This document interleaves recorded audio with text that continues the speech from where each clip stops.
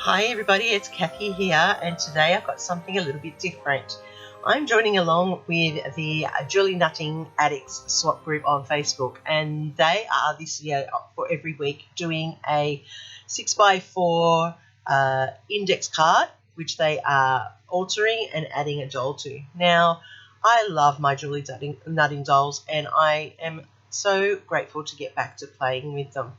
So I thought I would join in. I'm not going to be swapping them in the group just because most of the girls are overseas and it's difficult with mailing, and the expense between two countries is a little bit much to ask people to do, and I often end up not getting a partner, or a partner feels like they have to partner up with me. So I'm going to do them myself, and I'm going to keep them, but I'm also doing a full doll for each one. So at the end of every month, anybody that has left a comment down below on each of my videos and liked my videos will go into a draw, and I am happy to ship the 4 or 5, depending on the month, of the single dolls, and you can add them to your layouts, to cards, to any of your projects if you're interested.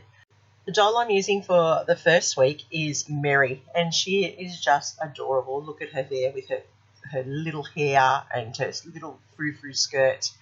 So I have stamped out the doll, and now what I'm going to do is I'm stamping out her clothing. Now, I always try to double layer my clothing for my dolls because I just feel that they sit better if I'm layering them up off the actual cardstock that I've stamped. Now, normally I use a stamping platform, but my room at the moment is in the middle of getting an upgrade, and so everything is everywhere, and I'm not actually sure where my platform is, but I'm sure I will come across it later in the month once all of the moving and the building of cupboards and so forth happens. So I'm just going to trim down the dress that I want, and for this one, as you can see on Mary over to the right, I have got the bottom skirt done in the candy cane material. So I'm prepping my doll to cut out, and I always do the arm piece, or the pieces that are in between the legs or the arms, so that when I'm cutting them out, they're already done and it's easy, and I don't tear it when I'm finished. So I fussy cut my dolls. Now, some people have the dies and they die cut them. For these dolls, I always fussy cut to the doll. Sometimes I do leave a little white trim, but I find that I like them better when they're just cut to the actual stamp. Now, I use my Copic markers, or Copic markers, whichever way you want to say it, and I am using them to colour all the parts on the doll that need colouring. Now, I always do 2 to 3 different colour shade blends on my dolls. I like them to look natural. I try to blend the colours beautifully so that they sit nicely on the doll. Now, this doll, which is going to go on the 6x4 card, will lose most of her legs because she needs to fit on the card with no overhanging, but I still need to have her stockings looking very pretty, and they're just getting coloured in. I like to put a darker shade to the outside so it looks like the light shading on the doll, and with her little shoes there, I'm just colouring them in with that darker pink. And that's the colour that I'm going to start her hair with. Now, when I use mine to create the doll's hair, I just do strokes in the darker colour first. So it's like weaving through the hair colour. Then I get a lighter shade and I go over the top again with the strokes, and that is slowly building up the base of the doll's hair. Finally, I take the lighter shade that I'm going to use and I just smooth over the top, and that allows it to blend in beautifully. And so now my hair on my doll is now a little bit more detailed. And where possible, I go back over with the darker colour just to redefine those strokes that I've put in, so it looks like more natural, so that it looks like the colour shades of natural hair.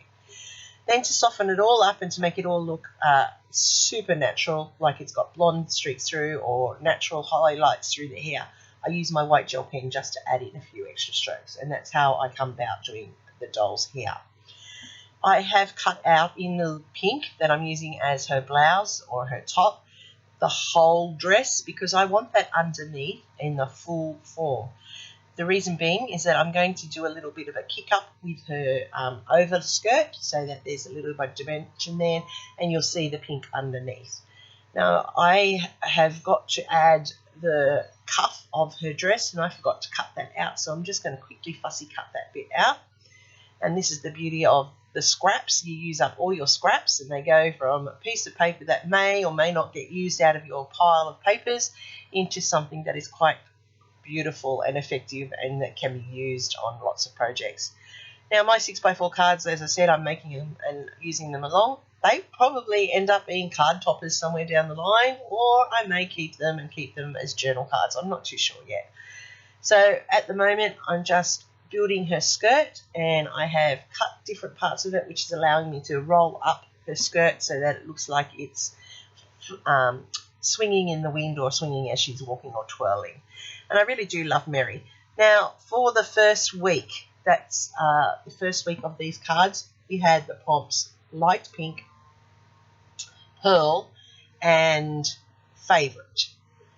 These are the prompts that Natalie gave us to work with, and this year the thing that we can use, like the word favourite, is how we interpret it. So we have a colour prompt, and this one's the light pink. Then we have a thing or an object that needs to be added, and in this case it's the pearl. And then a word, and the word is favourite. Now I'm interpreting favourite this time to be my favourite time of the year, which is Christmas. So I thought, how perfect to start off. And I'm doing Mary, and I'm doing her in pink. And so because this year seems a lot of the papers were for pink Christmases, so it works beautifully for that. Now I'm going to build my card. I don't have any index cards at the moment, but I will get them. And I'm just starting here. What I've done is I've trimmed down 2 pieces of card left over. One's got this pretty pink pattern in it, and it had a poinsettia on it, so I put it through the embossing folder, and then I'm using my edge punch there to add that lacy doily effect to it. Then I had a ombre pink. No, actually this one had like snowflakes forward, so it was like pink with white dots on it.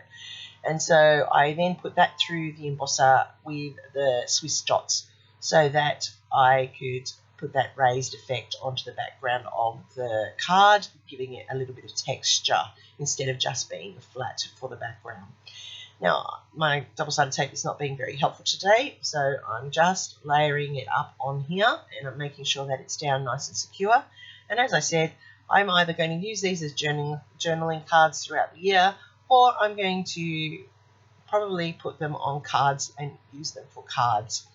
Now, I'm building up my background, and I have these 3 pink trees and a little 25 stamp because Christmas is my favourite time of the year. Mary is one of my favourite dolls, so I've covered the word favourite quite easily. Lots and lots of light pink happening on this little card. You can see it here through the trees, through the background papers, through the colours of Mary and her hair. So I think I've met that part of the brief, and very soon I'm going to show you how I'm incorporating the pearls onto this, so that I have got all 3 prompts for this card. Now, Mary needed to fit on the card, so that's why I had to chop off her legs, but that's why I've made that single full doll there so you can see it in full form as well.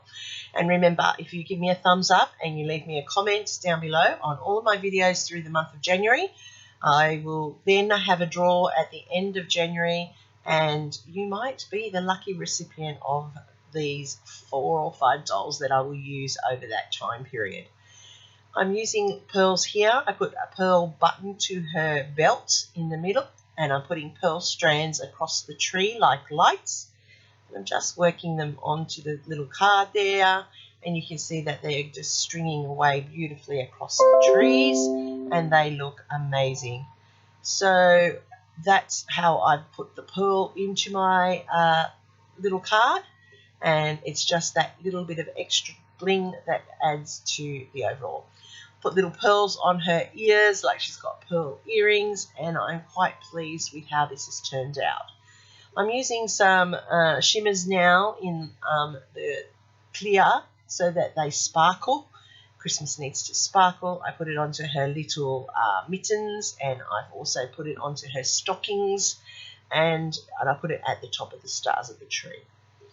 So on the one that I'm going to give away, I have put little pearls on her shoes. I am so sorry, everybody, about my voice and needing to duck out to do a coughing fit, but hopefully the next one I won't have this terrible cold.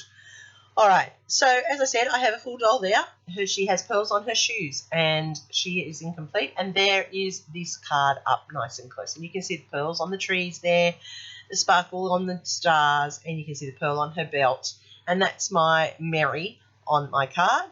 And here's my Mary that will be available at the end of the month if you leave a comment and give me a thumbs up and join me on each week as I create the card that is for the Julie Nutting Addicts group on Facebook, which I'll have all the details down below if you want to go and see what everybody else is creating.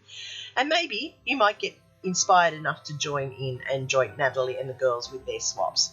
So here she is, beautiful Mary in the full, and these are the close-up details where you can see the little skirt flicked up, the hair up nice and close, and she just looks gorgeous on that card. So thank you for watching. I hope I've done enough to earn that thumbs up from you. Leave me a comment down below, and happy scrapping till next time. And here's my next video recommendation for you.